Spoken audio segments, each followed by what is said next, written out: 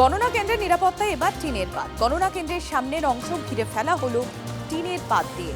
কেউ যাতে গণনা কেন্দ্রের কাছে ঘিসতে না পারে তার জন্যই এই ব্যবস্থা। দেখুন সেই ছবি তুলে দেখাচ্ছি আপনাদের, কিভাবে টিনের পাত দিয়ে গণনা কেন্দ্র ঘিরে ফেলা হলো। গণনা কেন্দ্রের নিরাপত্তায় একেবারে বিরল ছবি বলা চলে।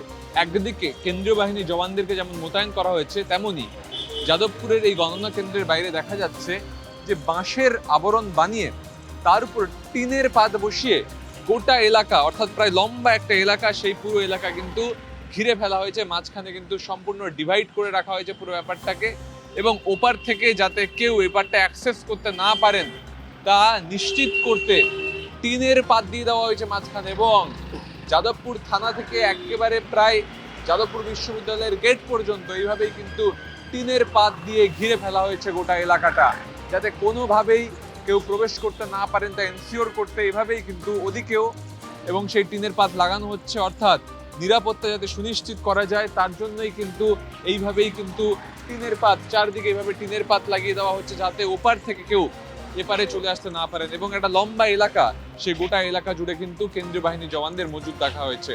ক্যামেরায় সমরের সঙ্গে সুমন, TV9 বাংলা, যাদবপুর, কলকাতা। দক্ষিণ 24 পরগনা 2 বিধানসভা কেন্দ্রের 15টি বুথে পুনর্নির্বাচন হচ্ছে। আজ দুপুর 3টে পর্যন্ত 15টি বুথে গড়ে ভোটদানের হার প্রায় 72%। শ্রাবন্তী রয়েছেন আমাদের সঙ্গে। শ্রাবন্তী, এখনো পর্যন্ত যে 15টি বুথ আমরা দেখেছি, ডায়মন্ড হারবারের 4টি এবং মগরাহাট পশ্চিমের 11টি বুথ, তাতে ভোটদানের হার প্রায় গড়ে 72%। আর কি ডিটেলস পাচ্ছ শ্রাবন্তী? দেখো, মগরাহাট পশ্চিমে 72.5% ডায়মন্ড হারবারে ভোট পড়েছে 72.36%। আমরা যদি যেদিন 29 তারিখে ভোট হয়েছিল সেই শতাংশের হিসেব করি, তাহলে বেলা 3টের সময় অলমোস্ট প্রত্যেকটি কনস্টিটিউয়েন্সি ডায়মন্ড হারবারেও সহ মগরাহাট সহ 80% কাছাকাছি ভোট পড়েছিল। সেক্ষেত্রে রিপোলে সাধারণভাবে দানের পরিমাণটা কিছুটা কম থাকে, ফলে ভালোই রিপোল হয়েছে, ভালোই মানুষ ভোট দিয়েছে এমনকি মনে করছে কমিশন।